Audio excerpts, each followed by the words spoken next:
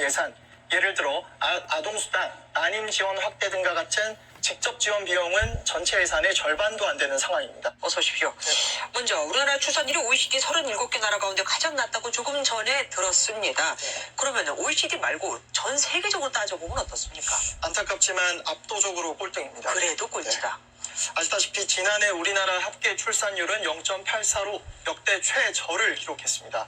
여성 한 명이 평생 0.84명의 아이를 낳는 것으로 예상된다는 의미인데요. 지난 2018년부터 3년째 이를 밑돌고 있습니다. 지난해 발표된 UN 인구 통계에 따르면 조사한 198개국 중 우리나라가 꼴찌입니다. 수치로만 보면 얼마나 심각한지 안 와닿으실 수 있는데요. 영국 옥스퍼드대 연구에 따르면 지구상에서 인구 소멸로 가장 먼저 사라지는 나라가 바로 한국이라고 합니다. 두 명이 한 명이 안 되는 아이를 낳는 상황이 계속되면 인구가 기하급수적으로 줄겠죠. 저출산 고령화가 이 추세라면 2750년이면 우리나라에 사람이 없어질 것이라는 그런 계산입니다. 그런데 이 저출산 우리나라 심각하다는 얘기는 벌써 10년 전부터 나온 얘기 아닙니까? 네, 맞습니다. 그래서 매년 엄청난 돈을 우리가 저출산 예산으로 투입하고 있고요. 그런데 지금 계속 이 상황이라는 겁니까? 그렇습니다. 정부는 2006년부터 지난해까지 저출산 대응 예산 명목으로 225조 원이라는 막대한 예산을 투입했는데요. 네. 이 예산이 어디에 어떻게 사용되고 있는지 따져봐야 할 필요가 있습니다. 지난해 약 40조 2천억 원 규모의 예산 항목을 살펴보면요. 특수고용직 보험료 지원, 무교 무상교육 등과 같은 항목들이 포함되어 있습니다. 언뜻 봐도 저출산과는 거리가 있습니다. 그러네요. 네, 청년 신혼부부 주거비 지원 등도 직접적인 지원 항목은 아니고요. 저출산을 막는 데 도움이 될 수 있는 예산이면 모두 저출산 예산으로 잡아두는 거죠. 하지만 실제 아이를 낳고 키우는 데 도움을 주는 예산, 예를 들어 아동수당, 난임 지원 확대 등과 같은 직접 지원 비용은 전체 예산의 절반도 안 되는 상황입니다. 이것도 예전에는 30% 수준이었는데 지적이 나와서 좀 바뀌어서 이 정도. 예. 네, 전문가 얘기 들어보시죠. OECD의 그 국내 총생산 대비 가족복지 지출 비율이 보통은 2%대예요. 선진국 같은 경우에 한 3% 정도 되고, 근데 우리나라가 그게 지금 한 1.2% 수준이에요. 2018년 기준으로 해가지고. 그러니까는 이게 좀 획기적으로 늘어나야 되겠죠, 사실. 네, 결국 저출산 예산다운 예산을 대폭 늘려야 정책 효과를 볼 수 있다는 이런 얘기입니다.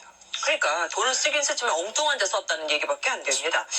그런데 그 돈을 1년에 550조를 걷어가지고 다 낭비해버리죠. 그중에 400조를 국민들에게 놀아주는 겁니다. 매월 150만 원씩 돌아갈 때까지. 알겠죠? 결혼하면 3억 주죠. 1억은 그냥 주는 것이고 2억은 영구적으로 무이자로 융자해주죠. 그래서 주택을 구입하게 해주죠. 출산하면 50만 원 주죠. 1년에 출산 예산을 45조를 썼는데 애기 낳은 사람한테 돈 줬습니까? 그 돈 국방 예산이 50조인데 45조를 어디다 쓴 거예요? 어디다 썼죠? 예산 전용, 예산 낭비, 선심성 예산 다 없어집니다. 서울시는 깨끗한 서울시로 탈바꿈하면서 여러분들이 살기 좋은 생활이 우선돼야 됩니다. 건물만 깨끗하면 뭐예요? 여러분의 생활이 걱정이 없어야 됩니다. 알겠죠? 노래 들읍시다. 노래 우리는 항상 웃으면서 살아야지. 어서 오십시오. 먼저 우리나라 출산율이 OECD 37개 나라 가운데 가장 낮다고 조금 전에 들었습니다. 그러면 OECD 말고 전 세계적으로 따져보면 어떻습니까? 안타깝지만 압도적으로 꼴등입니다. 그래도 꼴찌다. 아시다시피 지난해 우리나라 합계 출산율은 0.84로 역대 최저를 기록했습니다. 여성 한 명이 평생 0.84명의 아이를 낳는 것으로 예상된다는 의미인데요. 지난 2018년부터 3년째 이를 밑돌고 있습니다. 지난해 발표된 UN 인구 통계에 따르면 조사한 조사한 198개국 중 우리나라가 꼴찌입니다. 수치로만 보면 얼마나 심각한지 안 와닿으실 수 있는데요. 영국 옥스퍼드대 연구에 따르면 지구상에서 인구 소멸로 가장 먼저 사라지는 나라가 바로 한국이라고 합니다. 예. 두 명이 한 명이 안 되는 아이를 낳는 상황이 계속되면 인구가 기하급수적으로 줄겠죠. 저출산 고령화가 이 추세라면 2750년이면 우리나라에 사람이 없어질 것이라는 그런 계산입니다. 그런데 이 저출산 우리나라 심각하다는 얘기는 벌써 10년 전부터 나온 얘기 아닙니까? 네, 맞습니다. 그래서 매년 엄청난 돈을 우리가 저출산 예산으로 투입하고 있고요. 그런데 지금 계속 이 상황이라는 겁니까? 맞습니다. 정부는 2006년부터 지난해까지 저출산 대응 예산 명목으로 225조 원이라는 막대한 예산을 투입했는데요. 네. 이 예산이 어디에 어떻게 사용되고 있는지 따져봐야 할 필요가 있습니다. 지난해 약 40조 2천억 원 규모의 예산 항목을 살펴보면요. 특수고용직 보험료 지원, 고교 무상교육 등과 같은 항목들이 포함되어 있습니다. 언뜻 봐도 저출산과는 거리가 있습니다. 그러네요. 네, 청년 신혼부부 주거비 지원 등도 직접적인 지원 항목은 아니고요. 저출산을 막는 데 도움이 될 수 있는 예산이면 모두 저출산 예산으로 잡아두는 거죠. 하지만 실제 아이를 낳고 키우는 데 도움을 주는 예산, 예를 들어 아동수당, 난임 지원 확대 등과 같은 직접 지원 비용은 전체 예산의 절반도 안 되는 상황입니다. 이것도 예전에는 30% 수준이었는데 지적이 나와서 좀 바뀌어서 이 정도. 예. 네, 전문가 얘기 들어보시죠. OECD의 그 국내 총생산 대비 가족복지 지출 비율이 보통은 2%대예요. 선진국 같은 경우에 한 3% 정도 되고, 근데 우리나라가 그게 지금 한 1.2% 수준이에요. 2018년 기준으로 해가지고. 그러니까는 이게 좀 획기적으로 늘어나야 되겠죠. 사실. 네, 결국 저출산 예산다운 예산을 대폭 늘려야 정책 효과를 볼 수 있다는 이런 얘기입니다. 그러니까 돈을 쓰긴 쓰지만 엉뚱한 데 썼다는 얘기밖에 안 됩니다. 그런데 그 돈을 1년에 550조를 걷어가지고 다 낭비해버리죠. 그 중에 400조를 국민들에게 놀아주는 겁니다. 매월 150만 원씩 돌아갈 때까지.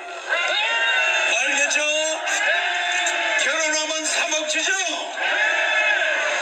1억은 그냥 주는 것이고 2억은 영구적으로 무이자로 융자해주죠. 그래서 주택을 구입하게 해주죠. 출산하면 50만 원 주죠.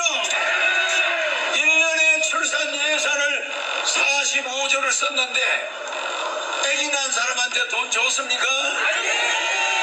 그 돈 국방 예산이 50조인데 45조를 어디다 쓴 거예요?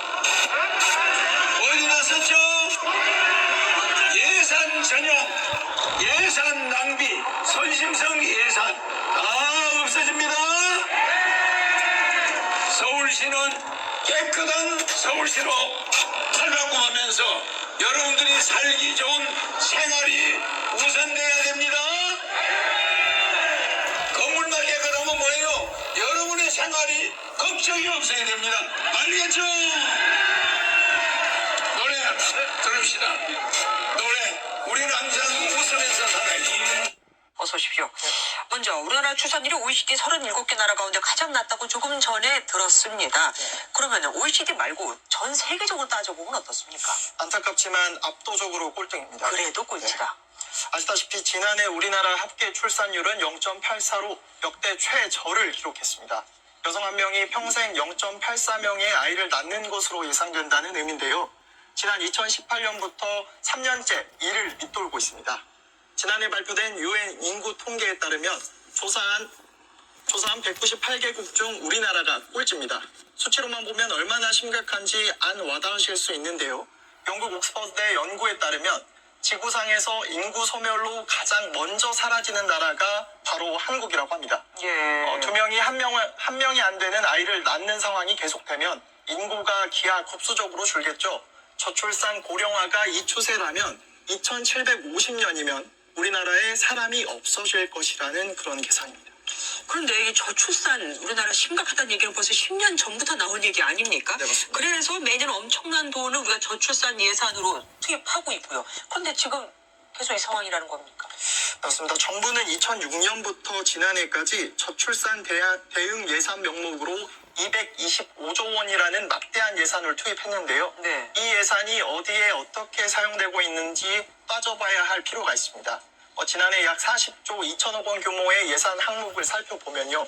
특수 고용직 보험료 지원, 고교 무상교육 등과 같은 항목들이 포함되어 있습니다. 언뜻 봐도 저출산과는 거리가 있습니다. 그러네요. 네, 청년 신혼부부 주거비 지원 정도 직접적인 지원 항목은 아니고요. 저출산을 막는데 도움이 될 수 있는 예산이면 모두 저출산 예산으로 잡아둔 거죠. 하지만 실제 아이를 낳고 키우는 데 도움을 주는 예산, 예를 들어 아동수당, 난임 지원 확대 등과 같은 직접 지원 비용은 전체 예산의 절반도 안 되는 상황입니다.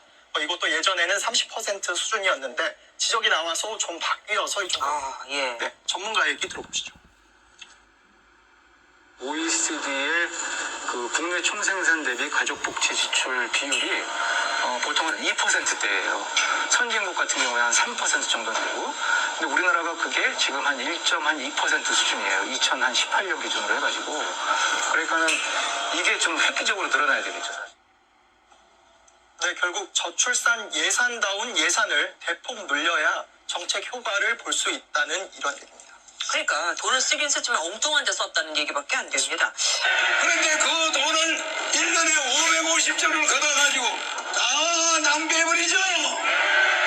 그중에 400조를 국민들에게 놀아주는 겁니다. 매월 150만 원씩 돌아갈 때까지. 알겠죠? 결혼하면 3억 주죠. 1억은 그냥 주는 것이고 2억은 영구적으로 무이자로 융자해주죠. 그래서 주택을 구입하게 해주죠. 출산하면 50만 원 주죠. 1년에 출산 예산을 45조를 썼는데 애기 낳은 사람한테 돈 줬습니까? 그 돈 국방 예산이 50조인데 45조를 어디다 쓴 거예요? 어디다 썼죠? 예산 전용, 예산 낭비, 선심성 예산 다 없어집니다.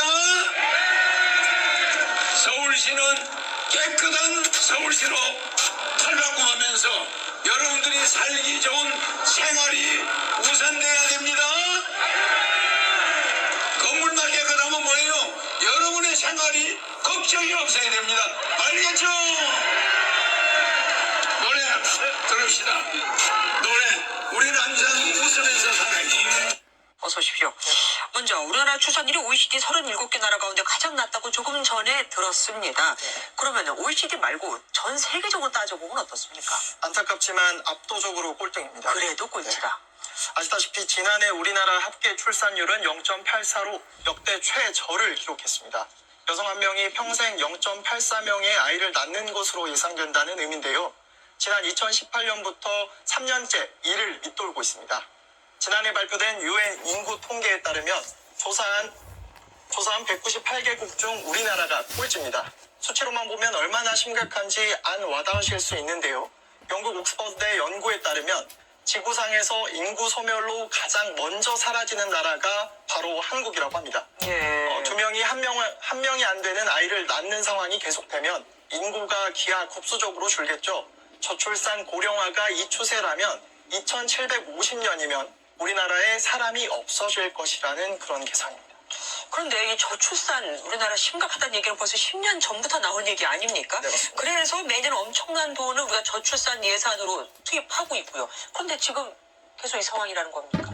맞습니다. 정부는 2006년부터 지난해까지 저출산 대응 예산 명목으로 225조 원이라는 막대한 예산을 투입했는데요. 네. 이 예산이 어디에 어떻게 사용되고 있는지 따져봐야 할 필요가 있습니다. 지난해 약 40조 2천억 원 규모의 예산 항목을 살펴보면요.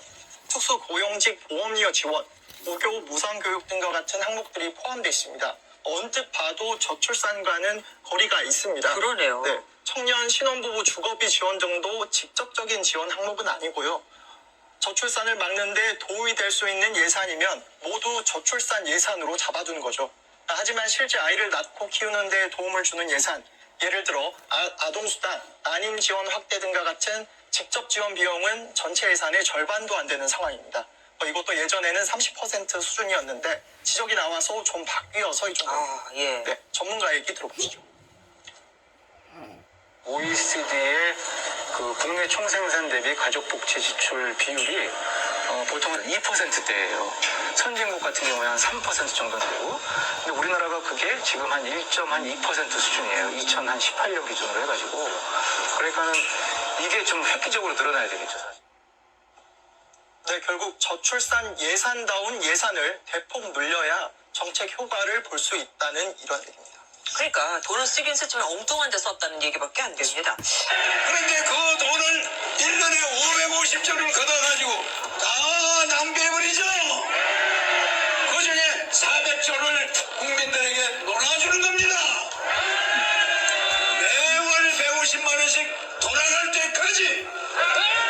알겠죠? 결혼하면 3억 주죠. 1억은 그냥 주는 것이고 2억은 영구적으로 무이자로 융자해주죠. 그래서 주택을 구입하게 해주죠.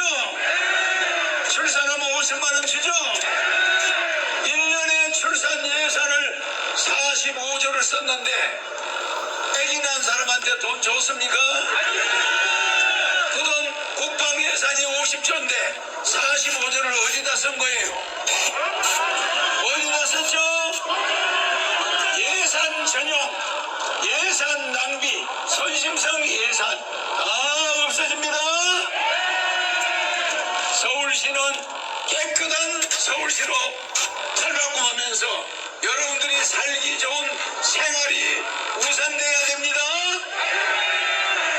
건물만 깨끗하면 뭐예요? 여러분의 생활이 걱정이 없어야 됩니다. 알겠죠?